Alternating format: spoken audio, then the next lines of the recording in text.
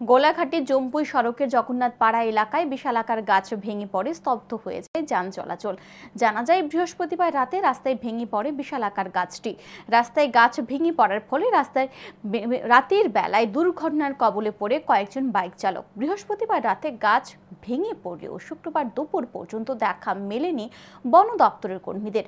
বাধ্য হয়ে স্থানীয়রা ভাঙিয়ে পড়া গাছের কিছু ডালপালা কেটে ছোট গাড়ি চলাচলের ব্যবস্থা করে। অবশেষে শুক্রবার দুপুরে টিএসআর জওয়ানদের গাড়ি আটকে যাওয়ার ফলে টিএসআর জওয়ানরা গাছ কেটে রাস্তা পরিষ্কারের কাজে হাত লাগায়।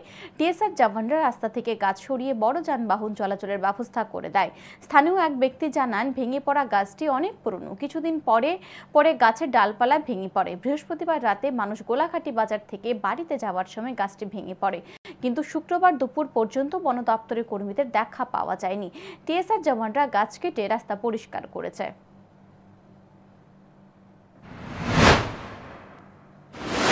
কালকা সন্ধ্যাবেলা করছে দাদা, রাত্রে মানুষ বাড়ি যাওয়ার সময় করছে।